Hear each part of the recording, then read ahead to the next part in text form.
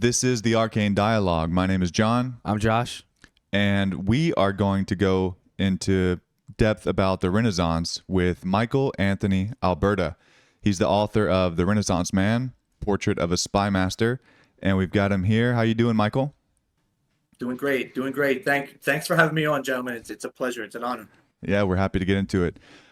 So right off the bat here, for people who haven't read your book, do you want to go ahead and give an overview of The Renaissance Man for us?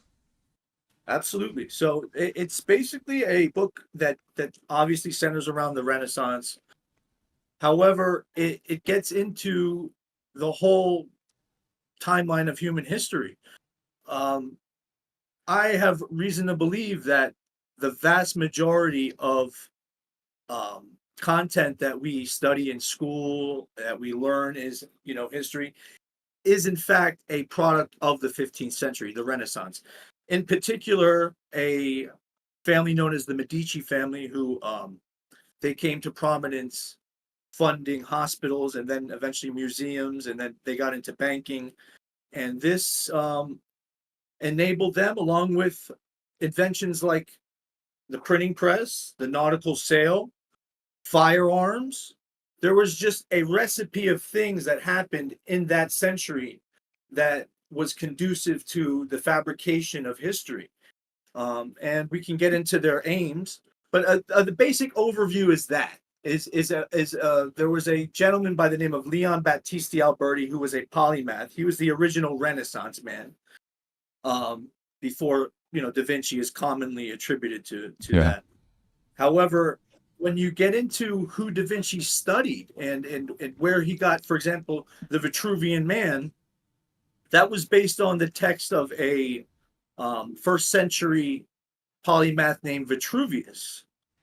However, when you really get into who Vitruvius is and you start to study where did this guy come from, you do come to a conclusion that, wait a minute, he echoes a lot of the same things that was going on with Alberti. And then it turns out that when I came to that, there was a mathematician named Anatoly Fomenko who wrote a whole series of volumes of books that actually statistically, mathematically verified that assumption. And lo and behold, it opened up a whole can of worms for me. So I obviously did not do the same kind of rigorous analysis that Fomenko did. I'm not sure if I'm even capable, quite frankly. However, I did stumble upon a whole bunch of correspondences that validated his claims.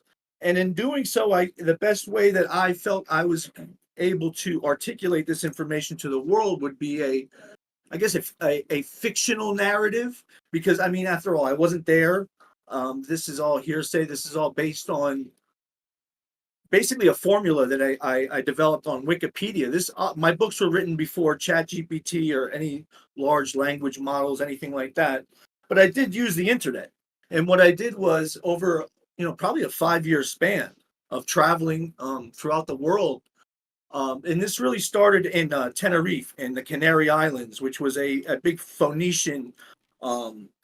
There's a big imprint there, the Phoenician, and that's kind of what got me into history, because those people have a huge spread in terms of their diffusionism. Anyway, to make a look to really summarize the whole the book in general. It really plays on the idea that there's an international spy ring, and it was used to basically create narratives, to create that I think we were all in the Stone Age. I really do. I think before the 15th century, humanity was in a state of schizophrenia, for lack of a better term. And there's also, and I got this from a philosopher named Julian Jaynes, who has a whole theory on this, which your viewers can, I encourage them to look into, because even the best scholars have yet to really debunk this. And he basically says that behavioral modernity occurred in the Bronze Age. But then when you combine that line of thought with Anatoly Fomenko, where he says all Bronze Age content is a product of the 15th century, in some cases the 13th century, but he doesn't really go any much earlier than that. You start to kind of like figure out, because, you know, in all reality, aside from Europe and the Middle East, a lot in Asia, but for example, if you go to, you know, where I'm at right now in Colombia, people were essentially hunter-gatherers until not hunter-gatherers, but there's a huge gap of knowledge. You know, the wheel wasn't introduced, horses, and many parts of the world where I have a sneaking suspicion that the entire world was like this, and we fabricated this, you know, about Egyptian history. And I'm not saying that the history is wrong. I just believe that the chronology is misdated by thousands of years. So it's chronological. There's a chronological order. So it's an order. For example, the Sumerians came, then the Egyptians came. Yeah. There, you know, the Greeks, and so on and so forth. However, it's condensed within this 100-year period, specifically the timeline of Leon Battista Alberti. If we rewind a little bit, you said before the 1500s, we were basically living in the Stone Age. Can you kind of expand upon that? Because if you're talking about like this Alberti character, was there like ancient knowledge or ancient technology before then that they had that they didn't let anyone know? Or was it like what? Yes. Can you break that down a little bit? So I obviously, yes, I thought to myself, obviously this just come out of nowhere. So yeah, there was a gradual. It wasn't just like a light just turned on and all of a sudden, or you know, he took some mushrooms or something and no. His father, because basically I argue that Leon Battista Alberti was not born in Genoa in 1404. I think he was a pre-Columbian American, and his father was actually a Norman. And I believe the Vikings were in Central and South America way before Columbus, which we know, for example, Leif Erikson was in Greenland. That's a historical fact, and I believe it's the 10th century. So it's not like there was already a European presence in the Americas much earlier than. But my argument is that Leon Battista Alberti, his father was murdered by the Mexica in Mexico. I believe his real birth name was Nezahualcóyotl. And if you I want your viewers to look on Wikipedia, and I have a whole document. You can go on my website, which actually I have all the receipts for this stuff on Wikipedia, and you can actually see the dates, the date of birth. For example, Nezahualcóyotl, their date of birth is the same as Leon Battista Alberti. And so is Pachacuti, so Nezahualcóyotl is also the founder of the Aztec Empire.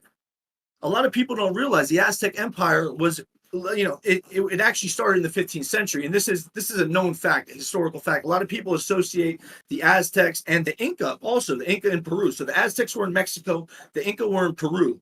And now in Peru, it's ironic that both of these empires started at the same time. And not only that, this guy Pachacuti, they all have the same date of birth. Not only that, they all specialize in the same things: aqueducts, water management, architecture. They're artisans. You know what I mean? Yeah. But they're also philosophers. They're also. There's too many correspondences. And then when you actually look at their physical depictions, you say to yourself, wait, all these guys kind of look like the same guy, or they're all.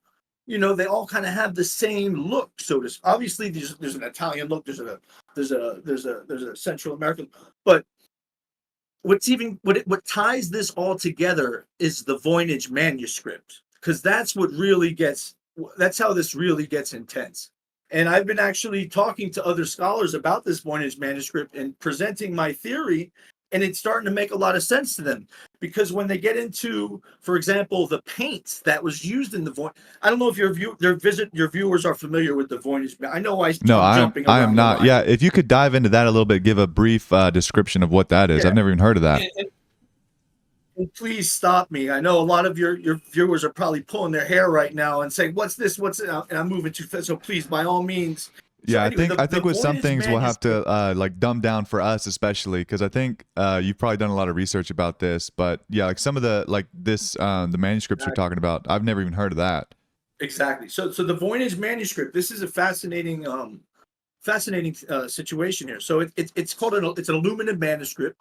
It's obviously handmade. This is it actually was created while the printing press just launched. So it's dated to the same around the same time, but this is handmade. That the point is that the manuscript when it was made, it's dated to the same time and place as Alberti wrote another manuscript. So, but the paint is Mexican. The acetate in the paint comes from Mexico, and the plants that they're being described seem like they're Mesoamerican plants. So, but then they look into the ciphers of this document, and it looks like Roman numerals, and there's correspondence that basically tell you the story. You can see Alberti, you can see Nezahualcóyotl, and you can see Pachacuti gleaming through this document because when you understand their histories and you understand what it's perfectly rational why they would be able. For example, Pachacuti, he specialized in quipu, which was a form of cryptography, which was the only, mind you, only form of cryptography in this hemisphere. It just so happens that this guy developed it at around the same time Alberti, who is the father of cryptology. You know, and the Alberti cipher was the first polyalphabetic cipher. So when you start to there's too many coincidences. Yeah, So that's crazy. We always talk about the coincidences. When there's too many of them, you got to look a little closer. right, and I totally understand the idea of Jungian archetypes and reoccurring patterns and I get that, but some things are just a little bit too because you got to keep in mind that this is the same time we first started being able to navigate the oceans. From what we know, I mean, the Phoenicians they crossed this. They never got past the Straits of Gibraltar. So it wasn't until the 15th century that we really were able to circumnavigate. And then when you think about it, like it didn't take many Spaniards to conquer vast lands because of what guns, and then but the reality was it was also the Black Death. It was plague. Yeah. When you think about what really killed a lot of the Native Americans, it was the Black Death, and what really brought a lot of the Europeans to the Americas was escaping that. A lot of people fail to understand the dynamics there. So, and I have a sneaky. I believe that this Nezahualcóyotl, because he watched his father get murdered in front of him. Now, his father, Ichtico, his father, I believe. I don't know how to pronounce. I'm butchering the name. Ichtico, something like this. But his father, who was not in Mexico, and when you get into their stories, you see, oh, these guys were outsiders. They're always depicted as outsiders from this mystical land called Aztlán, which is what they call a land of whiteness, which could be a reference to snow. It could be a reference to skin color. There's a lot of different speculations out there. Right. But I'm not really trying to get into that whole angle. A lot of people, when they read it, they say, I've been criticized but when you really understand it, this guy, Leon Battista Alberti, who initiated the Renaissance. When you actually Google the Renaissance and you say, what started the Renaissance? You see it was the first articulation of perspective. Perspective, that's when people never really drew anything realistic.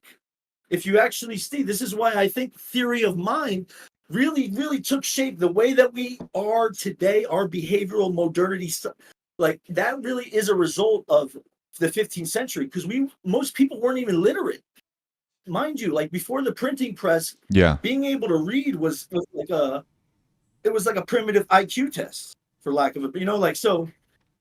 And I believe that this is how the spy ring was able to navigate through the world so easily because most people couldn't read. So that in itself was like the first barrier of entry. Then when you were to take into they would use religion and pseudoscientific ideas that, people would start like the Rosicrucians, the Freemasons. I believe all of this is a result of Alberti, because when you think about who the first architect is, if you actually think about the trade architect, and you guys Google this on Wikipedia, you'll see Alberti was actually the real, actually, the definition of what we consider an architect today comes from that 15th. There's so many things that come from the 15th century, even the glasses that I'm wearing right now. Right. And these are proven facts. But I speculate that much more comes from the 15th century, because when you think about it, the only difference between the Phoenicians thousands of years ago and the Italians in the 15th century is guns. Because, I mean, yes, there was circumnavigation. You could talk about the rudder and this and that, but there have been, there was this one gentleman. He proved that you can actually go from Egypt to the Atlantic in a boat that doesn't have that 15th century technology, or in a boat that, people were basically able to go before. I want to get into the cryptography a little bit. So, because that's always interesting to me and Josh here. So, was this going on before the 15th century, or is this something that when the printing press came about, that they used cryptography within that to like spread codes and like ciphers, like so they can mass produce things, but there was a way to like spread knowledge to other people who could decipher the codes? So there was, I believe that there was, for example, there's a reason why money wasn't introduced into certain areas, because they were experimenting. They were seeing what systems work best, and how to configure society. It does sound devious, but ultimately, to me, it's like a dirty job, but someone has to do it. I call this spy ring the agency. But if you think about the word the agency, it's the mind. It's agency. It's having. So back to cryptology. Yes, cryptology goes. This is what's interesting, is because when you actually study the field of cryptography, you start to notice, this goes back, you start to see this gentleman called Al-Kindi and Roger Bacon, who literally, they reflect Alberti. If Alberti is the father of cryptography, then how do you explain Al-Kindi? Because Al-Kindi is this, he was converted to Islam during the early stages, and he's the one that supposedly brought the Aristotelian way, all that Greek knowledge that the Muslims use, that they kept for all the time that the European was in the Dark Ages, was a product of Al-Kindi. And when you think about who Al-Kindi was, and you compare Al-Kindi to Alberti, and you look at their stories, you're like, wait a minute, these fucking guys studied the same exact stuff. And then you go into Roger Bacon, who, Roger Bacon is don't get me started, but he was a Franciscan friar. When you talk about how guns came to Europe, it was from Roger Bacon and his exploits in China, watching in the firecrackers. So all these things, you start to connect the dots, and you start to get it, and you connect the dots through cryptography. And I did it through the Wikipedia page of cryptography. So this way, if anybody wanted to track my journey, again, I have the Google Doc that shows all these receipts. So you can see specifically Al-Kindi, Alberti, Roger Bacon. Look at all the correspondences between these guys, and understand the history of cryptography. And you'll see, like, wait a minute, these guys were spies. Let's just say hypothetically everything wasn't fabricated in the 15th century and it's all chronologically accurate. Okay. These guys are all part of the same thing, and it keeps going. This is what I mean. Even after Alberti's death, you can see this with Athanasius Kircher. You can see this with Francis Bacon. It goes all the way to Turing, Alan Turing. So what do you think, what exactly do you think that they were fabricating from before the 1500s? So if they were creating all this like widespread misinformation, what would be the purpose? Like, what would be the goal for these spies, or like this dark government kind of behind everything, the shadow government? Why would they want to fabricate everything? Well, I think it's most likely to control people. I mean, it's for control. It's to make people both behaviorally modern, to tell stories. And also, listen, I think also if you really think about it, it could make other parts of the world look like there was degradation.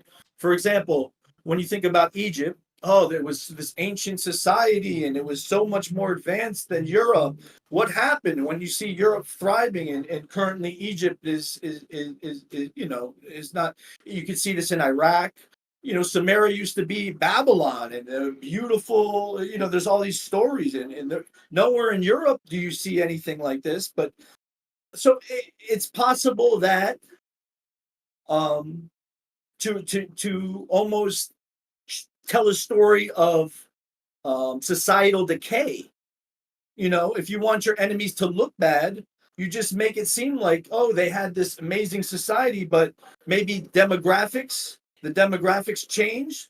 And I do believe that that the agency does use demographics to slow down societies. This is the for better or worse, they're masters at it. They know how to exploit human vulnerabilities because they understand that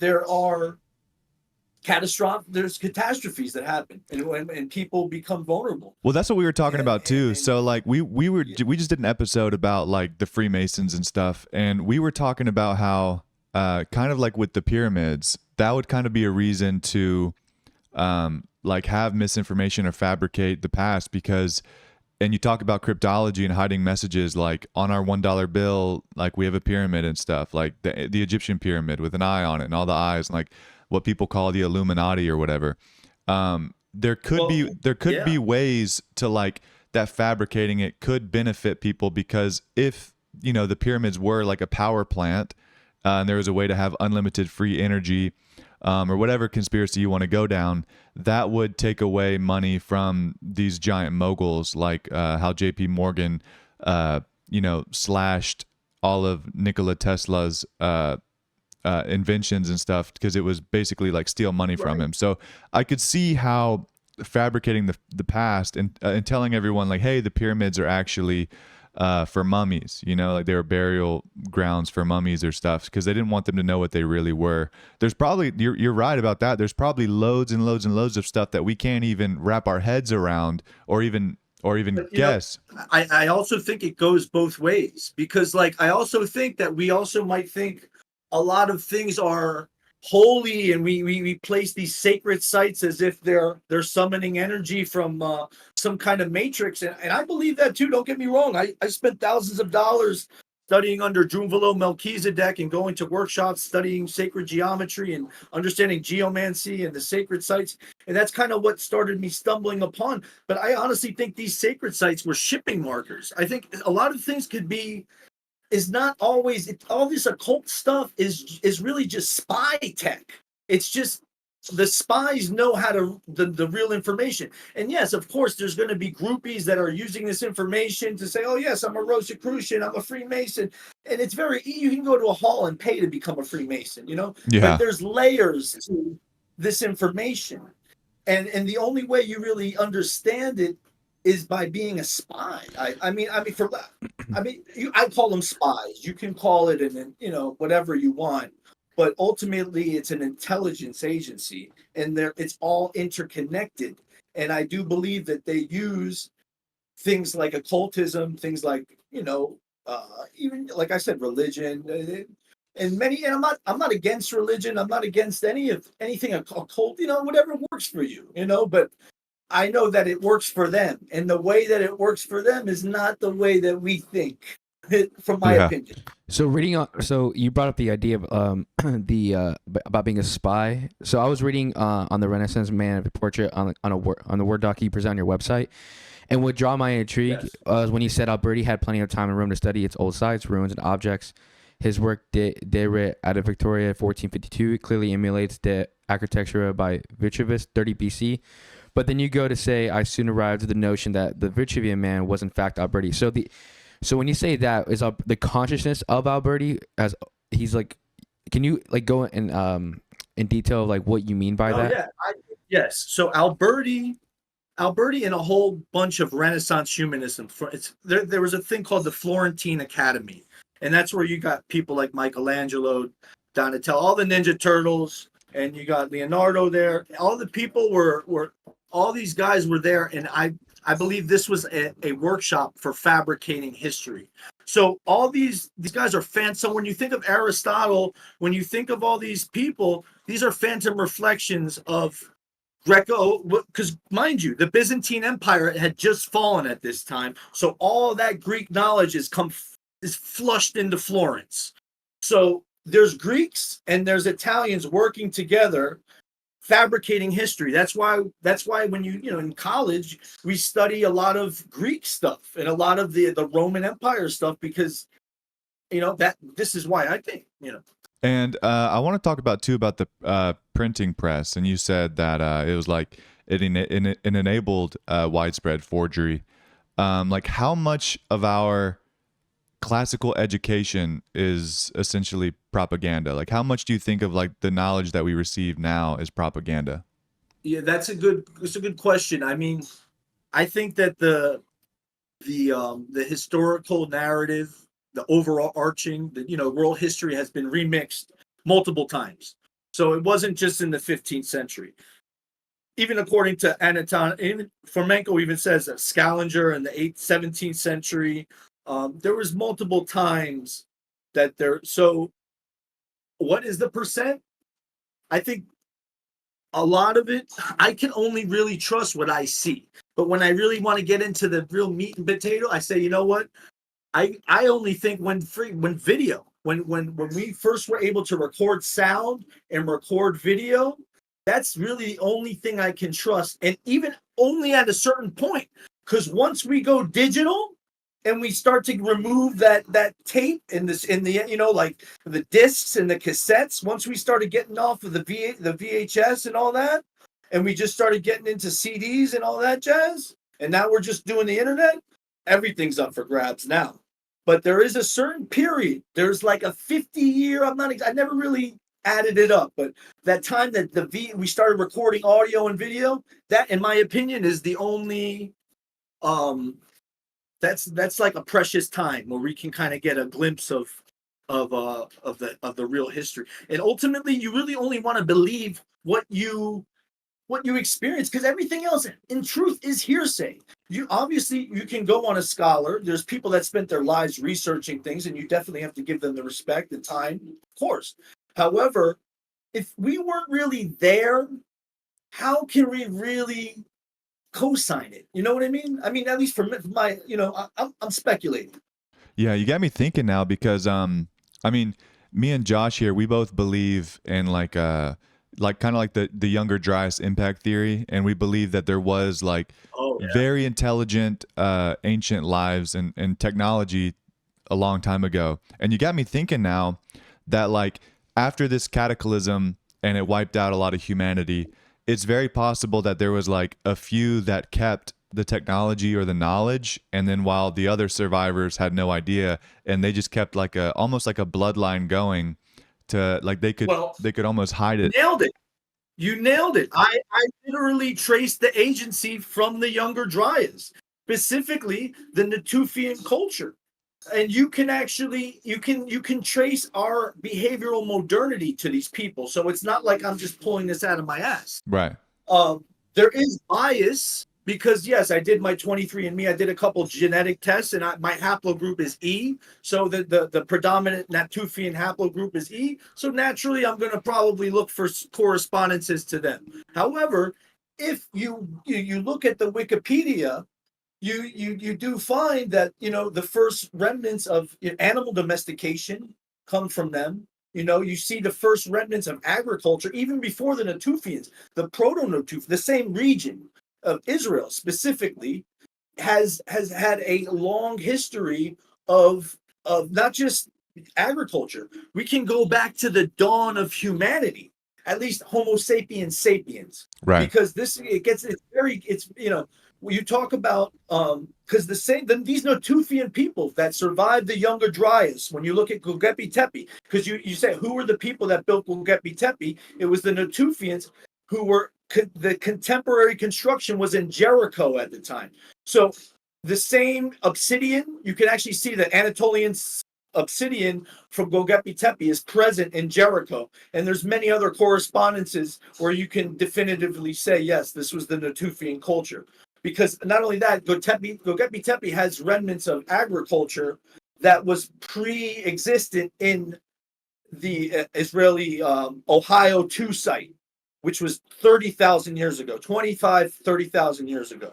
And this displayed a pre-agricultural wielding of plants, for I guess you could say. Like, it shows that we were starting to learn how to do this stuff. I just read a scientific study that was a little biased, but it was pretty interesting about how agriculture was the downfall of humanity, and it was basically talking about how we look at nomadic people, like even Aborigines in Australia nowadays, which is some of the most barren land you can think of, but they get the calories they need. They have a diverse diet. But as soon as we started agriculture, we started to get, you could see like in fossils and archaeology, that's when arthritis was started to come about, doing the same, like bending over, repetitive motions. That's when women kind of became like our objects, because when you were nomadic, you travel together with your wife every day or whoever your partner. But then as soon as agriculture came about, when the man is in the fields all day, your wife is at home and you can have more kids. She could sneak off. So now we wanted like chains on our wife. Like now our wife is our property. We could see the teeth changing in archaeology. Like your teeth, we had perfect teeth. We're the only animal that has crooked teeth now, because we used to eat like hard roots and stuff, like being nomadic, and now eating like wheat and flour and bread. The soft stuff makes our teeth crooked. Like there's so many things that we evolved to do, and now we're thrown into a society, and our bodies just aren't designed for this. You know what I mean? And it's just another breakoff point. I only eat meat, and I mean me. If you, I'm yeah, you're jacked. 40s, and I, dude, like. And I don't wear, I'm only wearing glasses now. I get natural sunlight. Everything I do, man, the only reason I'm as my wife, she's right here playing fucking Mortal Kombat 1. This game is awesome, by the way. They didn't pay me to say that. My point is, I don't get artificial lights, man. When we go to the sauna and steam room, I have all the lights off. In the gym, I go to a gym where there's no, like, I try to stay as natural as possible. When I'm banging chicks, wherever I'm at in the world, I'm trying to, excuse my, maybe this is a little inappropriate, cut it, but it's good to get the energy, even the food. Food is like a barcode. Like, occasionally, don't get me wrong, I'll eat vegetables, I'll eat some fruit occasionally. But when I do, I make sure that stuff is grown nearby. Yeah. Because the energy it's all part of the whole thing, man. And it all works in harmony. I party, I drink, I'm no saint. By no stretch of the imagination, but I'm glad you said that, man, because I'm there with you, bro.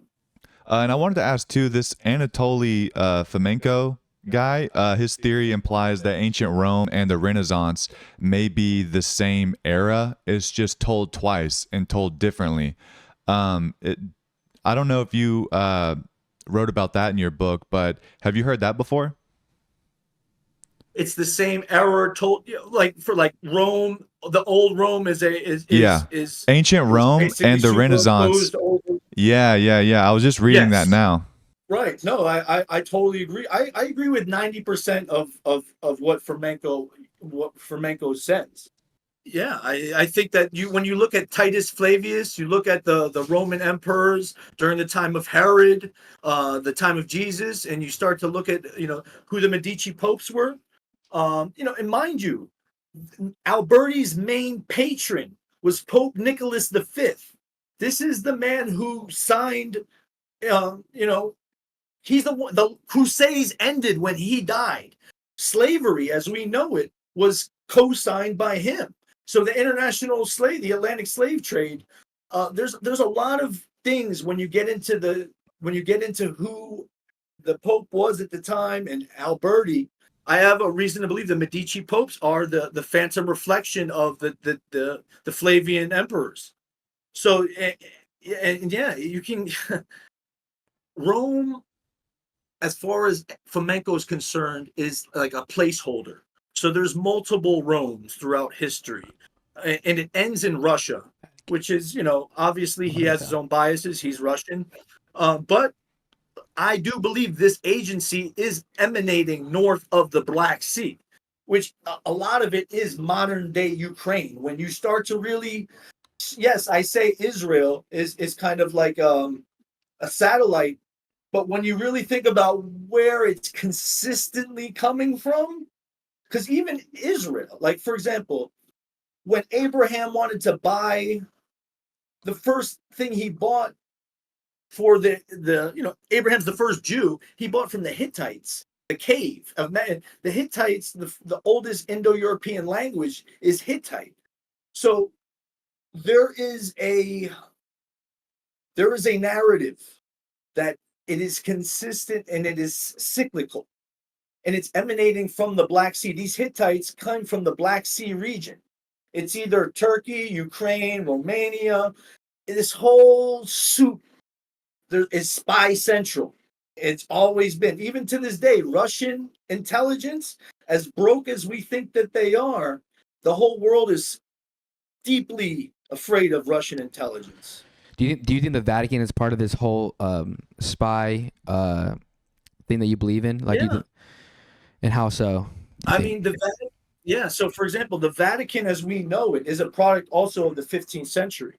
So, when you really think about where that comes from, and because obviously there was a church, there was a Catholic, there was Constantine, there was things like this, but yeah, the Vatican. Listen, do I think that the current Pope is a friggin' spy? No. Do I? No. No. Do I think it's been compromised in the past? Yes. I believe that this agency weaves in and out of multiple different religions, organizations. So do I think currently the Vatican is compromised? I don't know. I don't know. There yes, and throughout history, yes, it has been. The agency swings from the highest branch, from the strongest branch. In other governments, like if you look at like China, just for instance, you were talking about Russia earlier. Like I could see how geographically they could play a part in this, but I'd be curious to what you think about these spies or this network of spies. Do they reach into all different countries or world superpowers? And like, do you think that they're like within like China or like I'm trying to think about like other than Russia, like these other countries, China. their government? Absolutely. China is not exempt from this whatsoever. China was compromised a long, long time ago. When you actually think about the foundation of Chinese society, because a lot of people, Chinese society is one of the longest consistent civilizations, that hasn't been quote unquote compromised. Now, but when you actually think about the foundation of Chinese society, you look at the technology that was initially introduced, which was agriculture. Obviously, one of the foundations of I was going to get into, one of the foundations of civilization is agriculture, because once you have an abundance of that, you can then enslave people, you can put people to work, you could tax people. There's a lot of things that come out of having an abundance to feed, because that's one of our primal necessities. So yeah, so this is really interesting. A lot of people don't know this, is that so the next to Hittite, which is, like I said, the oldest Indo-European language, you have Tocharian. Now, Tocharian comes from China, and that's an Indo-European language, mind you. And what we call Indo-European now, but before Nazi Germany, that was known as Aryan. That is the second attested Indo-European language in China. And there is depictions of quote-unquote Caucasoids in China at the time. I have reason to believe this is part of the spy agency, because they introduced things like metal ores that weren't present. They were present in Egypt at the time, but they were present in Egypt at the time of foreign invasion by a people called the Hyksos, which were of an Amorite stock. And when you get into who the Amorites were, you come to the conclusion that, the Amorites meant Westerners. Now, where did the Westerners come from? They were named Westerners from in the Levant, because the Amorites were in Canaan before the Israelites and after the Israelites invaded. So they managed to stick around. I can get into a whole thing with the Amorites. But my point being, I got to kind of stick to it because there's so many different strands I can go down. But as far as China is concerned, the Yellow Emperor, who is the foundational character of Chinese society, is the Renaissance man. He has many phantom reflections, and I can name them in different. And if it wasn't there, I could be wrong. It was a spy that is related to this network, because what was introduced into China was precisely the same stuff that was introduced into Egypt.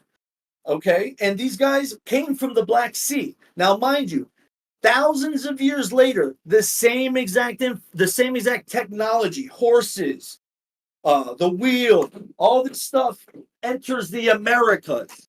This is why I believe, this is why I believe a lot of the history was fabricated. Because how thousands of years, the Greeks were all the Latins, everyone, they conquered Egypt. They must have had this knowledge. You don't just lose all this knowledge all of a sudden. This whole idea of the Dark Ages and all of this, and the Muslims kept all this. It just baffles me. Yeah. So I'm just curious too. Is it's like we have different world governments, and there's so many different departments in each of these governments. Are these the Renaissance man or these spies? They're probably I wouldn't imagine that they're controlling the government unless you think that they are, but are they just implanted high up, or do they have power in corporations, or like how many of these spies are there now, and what is their I guess their role in each of these different governments in these different countries? Okay, so I believe that their current manifestation is very it's normalized. It's called the Five Eyes spy ring. It's something that, so there's been multiple lingua francas throughout the human existence, which is, the main language the world speaks. And right now it's English. But if you were only to go back a couple hundred years, it was Spanish.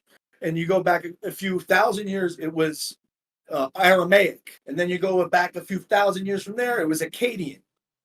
My point being is right now the Anglophone nations of the world are dominant. They have control in terms of military, in terms of banking, in terms of sheer power. A prime example, the Saudis, the Qataris, the meeting with Donald Trump and the gifting of the boats and this and that, like that's protection money. A lot of people, the police are really protecting, ultimately, yes, this Anglophone is a police state. They are policing the world. And so it's called the Five Eyes Network. But this Five Eyes Network extends up to, I believe, 16 eyes, which encompasses the Latin speaking. But the main people in the main part are the ones that speak English. And then from there, not necessarily English, I believe France is part of the Five Eyes, if I'm not mistaken. Their government, or just people that are located in France? No, their government. The Five Eyes is a known. Who's that whistleblower that moved to Russia? What's that guy's name? Oh, yeah. Look him up real fast. You know who I'm talking about. Yeah. He recently, not recently, a couple of years back, he outed the Five Eyes. He said it's a supranational spy ring. Like, he literally verbatim used those words. It's a supranational spy ring. And you can Wikipedia it. If you Wikipedia Five Eyes, you'll see. And this is the funny. This is where it all fucking gets really intense. Edward Snowden. That was the whistleblower. Yeah. Edward Snowden. That's right. Edward Snowden. The Five Eyes. So what's interesting? This whole Five Eyes network goes back to the Enigma machine. There's two things it can either go back to the Enigma machine or the Voynich manuscript. Yes, the Voynich manuscript, which that's a product of Alberti. Because like I said, this spy ring is deep, man. It goes back. Why does it go? The Enigma machine, why does this have to do with Alberti? The Enigma machine is essentially a polyalphabetic cipher, but it's an electronic one. So either way, this spy ring you can literally trace it back to technologies that are it's not a speculation, it's not part of my conspiracy theory. Yes, these, and you can actually see it. How did the Five Eyes start? It either started, they're not exactly sure, because obviously that's classified information, but you can kind of get a basic idea that it either started while they were trying to defeat the Nazis, and the only way they can do that was cracking the Enigma machine, which was done by Alan Turing. And Alan Turing studied Alberti's stuff. It's clear as day. Now, more importantly, the spy ring, they've been trying to crack the Voynich manuscript. Like it's part of like what, when spies are enlisted in, like the Voynich manuscript is one of these like things that cryptographers that are, that these guys use this.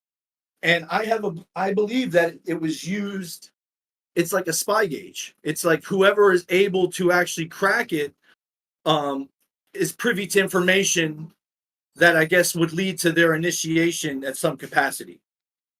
I do just want to go over the Five Eyes real quick. I pulled it up an overview here just for our audience to know a little the overview.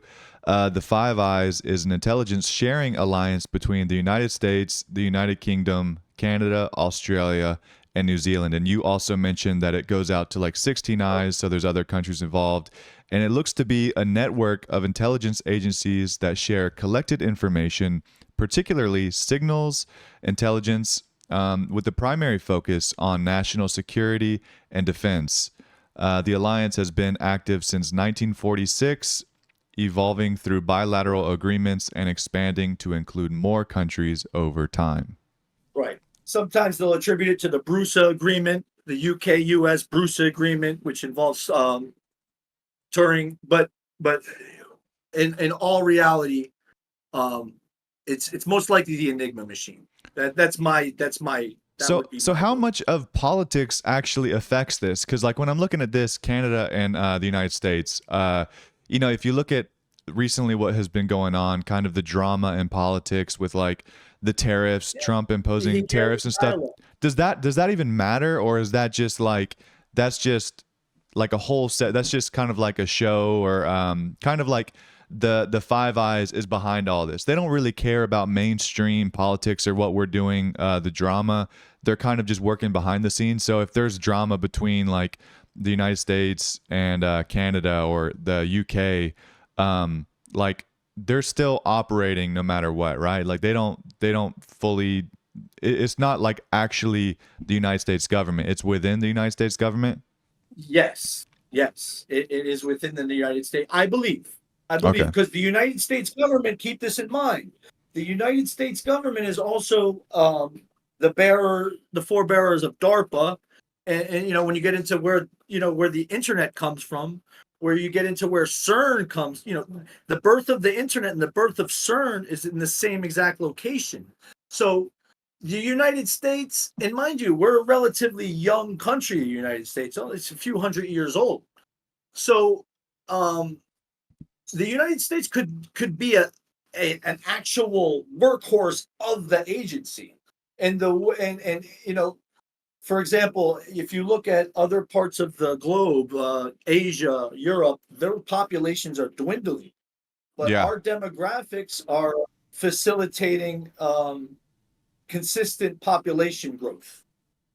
Yeah, it's almost like it works out better that we're so young. They could move into a new land and take control and kind of build from the ground up with all of their ancient knowledge and all of like their learnings over the last couple thousand years. They pretty much could have moved into North America and created this like bulletproof, this safe almost, like we worked out all the kinks. Bacon. Yeah. Yeah, I mean that's the new Atlantis. You're describing what Francis Bacon, and he should be one of the forefathers of the United States as far as I'm concerned. But he was a Brit, and after all, we rebelled against them, so he doesn't really get the credit he deserves. But he was a known spy. See, when you get into Francis Bacon, you get into the 18th and 17th century, then the spy ring starts to rear its face. That's why you can Google things like the Five Eyes and things like this. And you don't have to dig so deep into the Renaissance and speculate like I'm doing. Because people like Francis Bacon, then you get to John Dee, Edward Kelly. These are guys that, British intelligence that, it's known. You know what I mean? But it's interesting when you get into John Dee, you get these are all the guys that are accused of being the author of the Voynich manuscript. Roger Bacon, Francis Bacon. Now it's interesting. Francis Bacon, his name is very strange because Roger Bacon was a Franciscan friar. And where do we get guns from? The Franciscan friars that brought it from China. Now, it gets into a whole friggin' thing.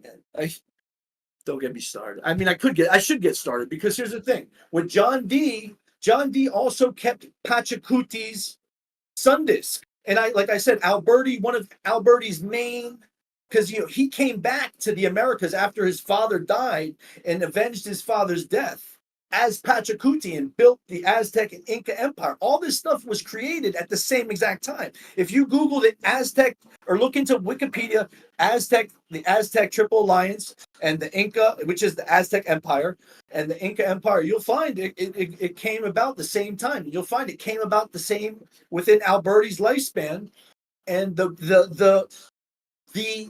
the rulers, the initial creators of both of the Inca and Aztec empires, this is important, have the same birthday and death date as Alberti. And they were all into cryptology and the arts. Like Quetzalcoatl was a magician, but a warrior. It's an interesting, like philosopher king archetype. Yeah. So do you think that like the CIA, what is it, MI6, do you think like all these different intelligence organizations are a part of that, or do you think it's something entirely different?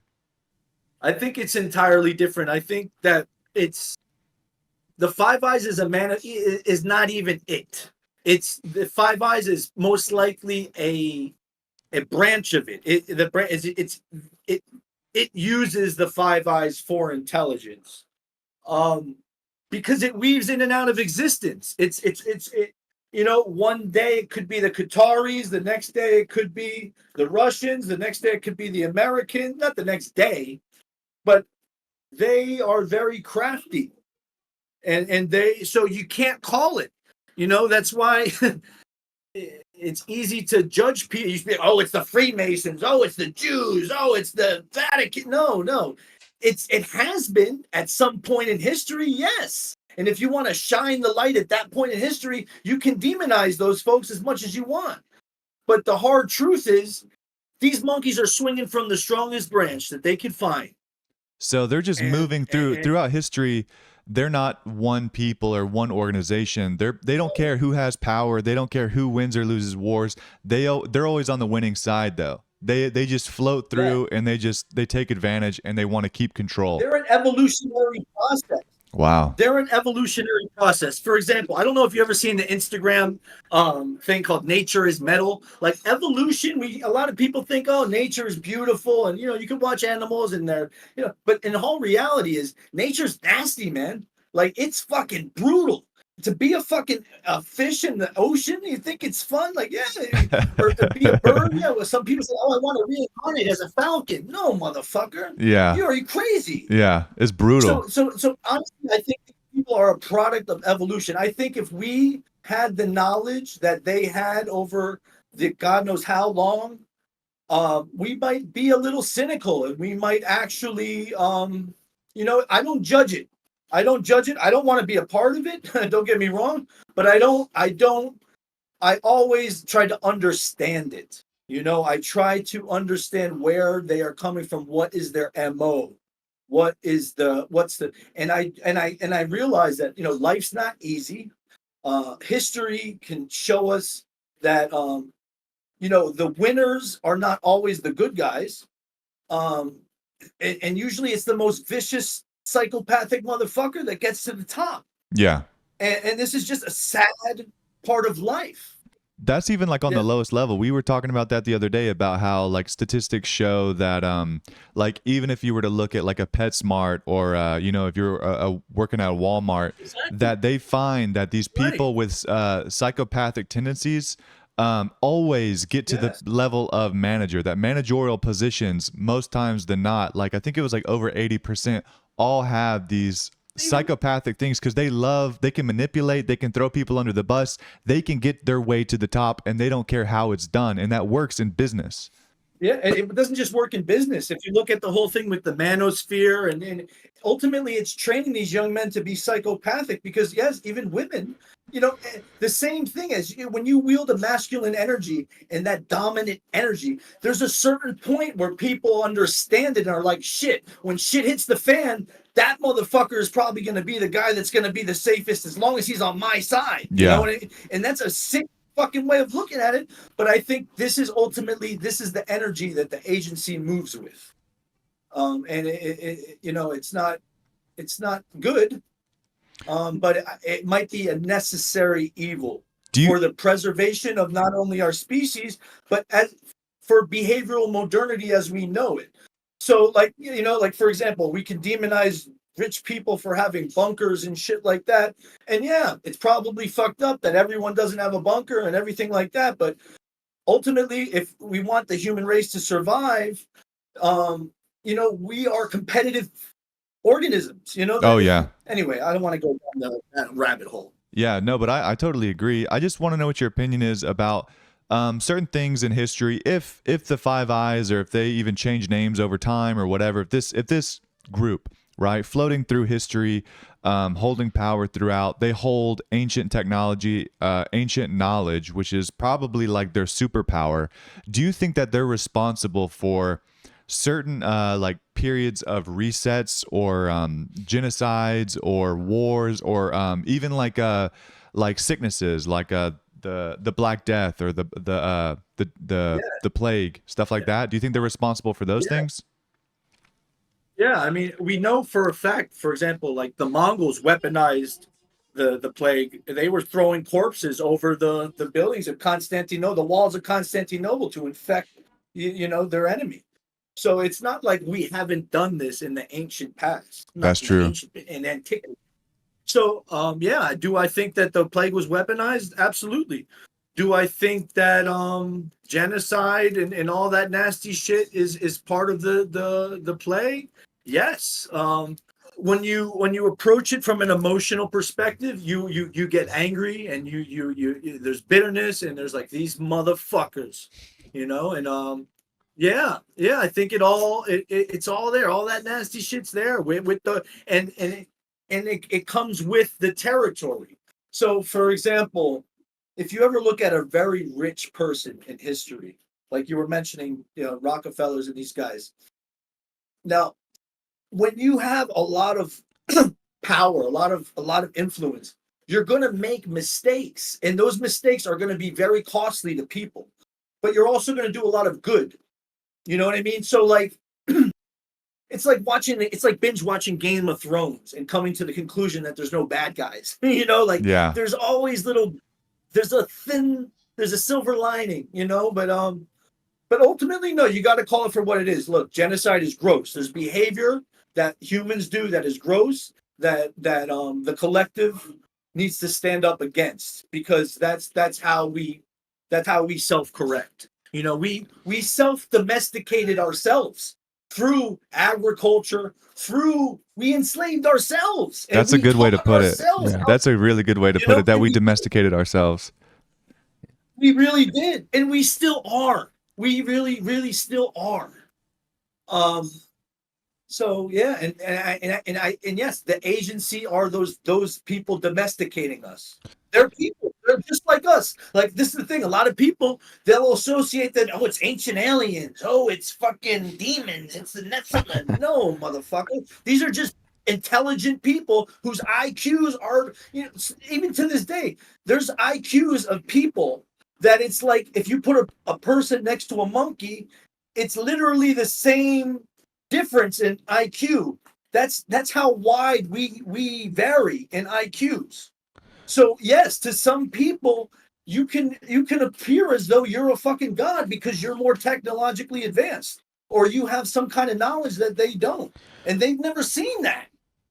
Yeah, and then you couple that with you couple that intelligence with a psychopath tendencies, and you've got a predator on your hands. Yeah.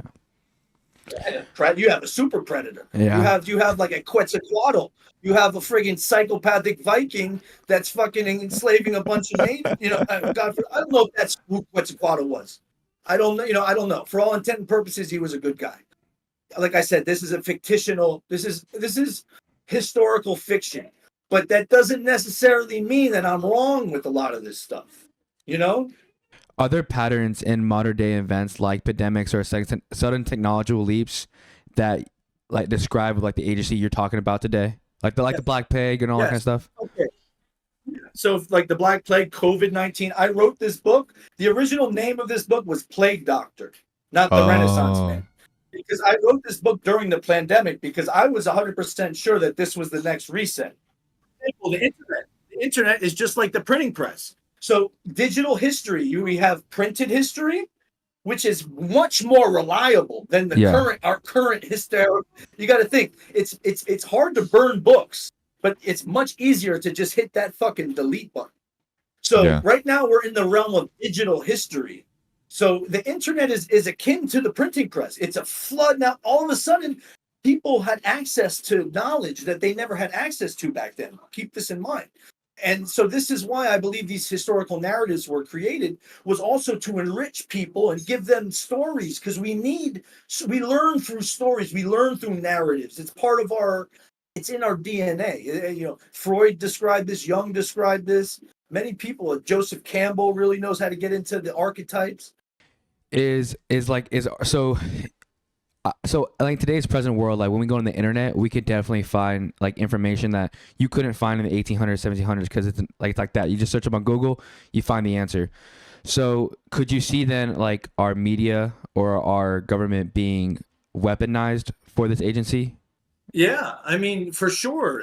So that's why you have, like, for example, on YouTube, you have bots and writing, comments about certain geopolitical events, and for example, if you lean on one side of a political event and you're watching a video and you want to just go down to the comments to see what the world thinks, and based on the likes and stuff, but it's just flooded with or it's just flooded with negative stuff about, it'll influence you. It'll be like, man, because if 10 people tell me my kitchen's on fire, maybe my kitchen's on fire. You know what I mean? It's one of those kind of things.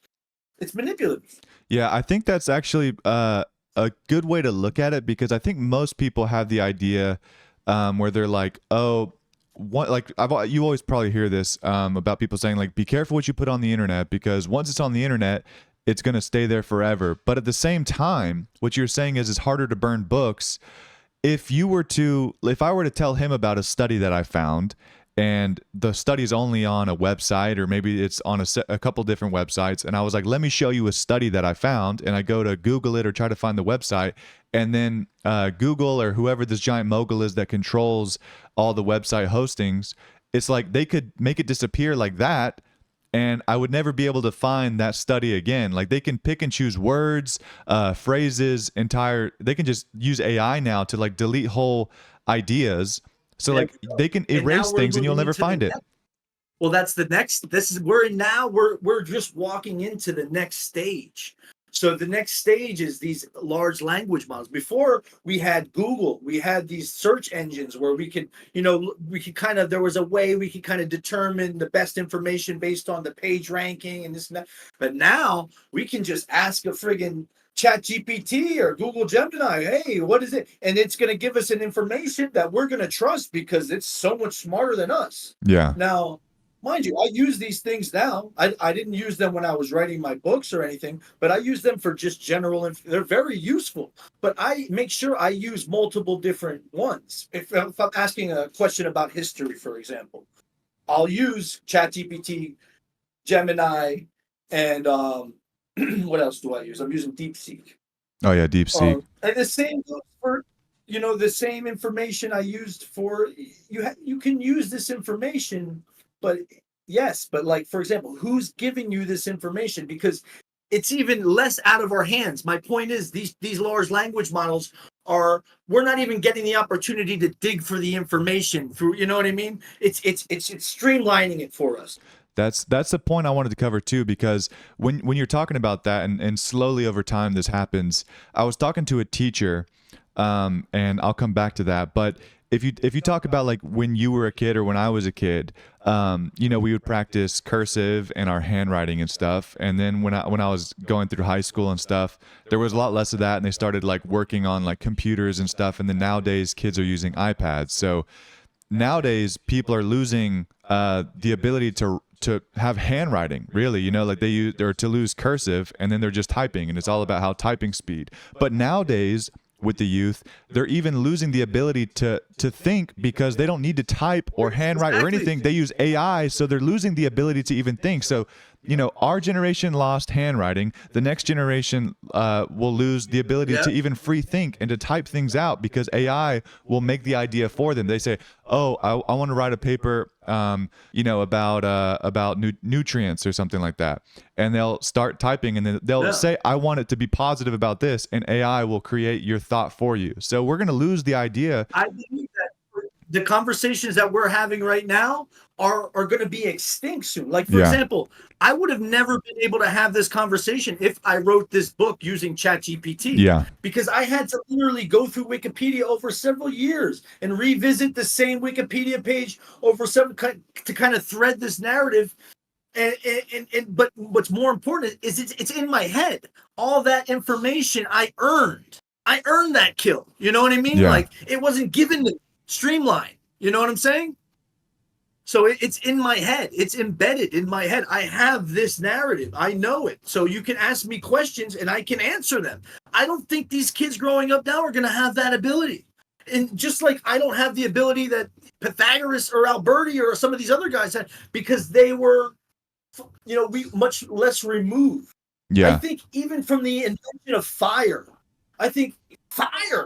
from fire, we started just getting, because you can actually see that in our skull shape. When you start to study human evolution, you can see the moment that we introduced fire, our skull started shrinking. Yeah. We lost our sagittal crest. We got weaker. Exactly. We lost all. Losing the idea, like you were talking about, that having these conversations are going to be extinct. Even taking that a step further, really, when, like, if Neuralink takes off and they implant, like, basically we're already cyborgs because we carry our phone with us all the time. You don't have to remember things. There's already studies that show, like, if you write something down, you're much less likely to remember it anyways than if you were to look at it and know, I don't have a way to remember this. I need to remember what I see. So then now everything's on your phone. You take pictures. You don't need to remember it. Oh, I'll look at it later. You write notes. I don't need to remember it. I'll think of it later. Oh, I don't even need to think. We're already cyborgs because we're so attached to our technology. In the future, when the technology's in our head, it's like with Neuralink, we're just going to be drones at that point. We're just going to be the bots that you talked about on YouTube, walking around, all regurgitating the same ideals, the same thoughts and everything. It's going to be a scary place, It is, but this is the thing. My angle with that is I initially covered that whole exotic topic of transhumanism decades ago. In fact, well, maybe I would say about 15, 20 years ago. That was the first podcast I was on. That was the first book I wrote.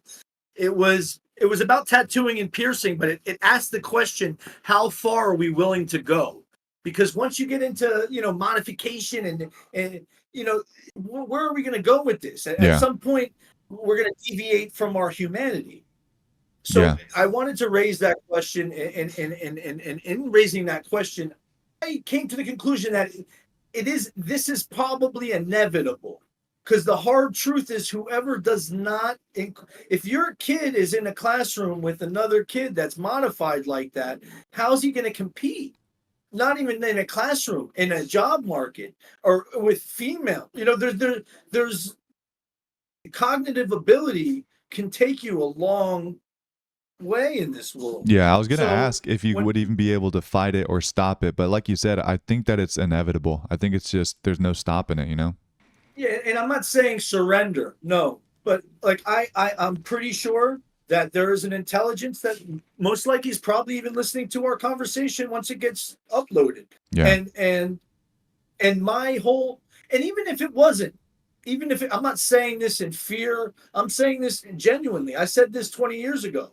The best thing to do in that case, when it comes to Neuralink and stuff like that, this whole idea of transhumanism, I think this is the next stage in our evolution, And granted, listen, when you think of what happened when Neanderthals mated with Homo sapiens and created Homo sapiens sapiens, those old Homo sapiens ended up getting, enslaved, so and ended up speaking the languages of those hybrid, you know.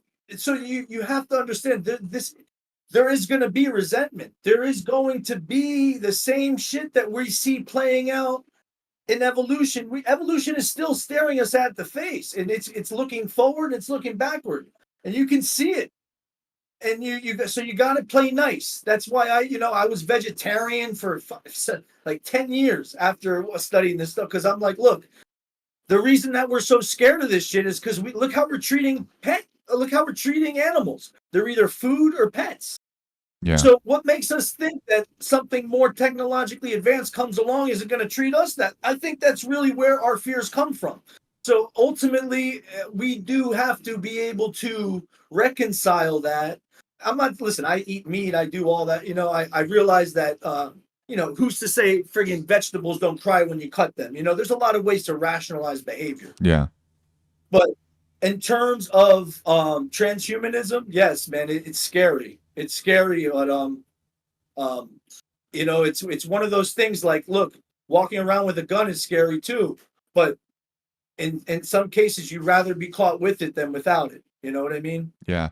And before we start getting ready to end it, I did want to get your opinion on this, because as you were just saying earlier about the kid that goes to the classroom that isn't tainted with all of that, like the AI and everything. Like, for instance, our kids, like, we homeschool our kids and stuff, and they don't have an iPhone or something. Like, we let them be kids, play and do stuff.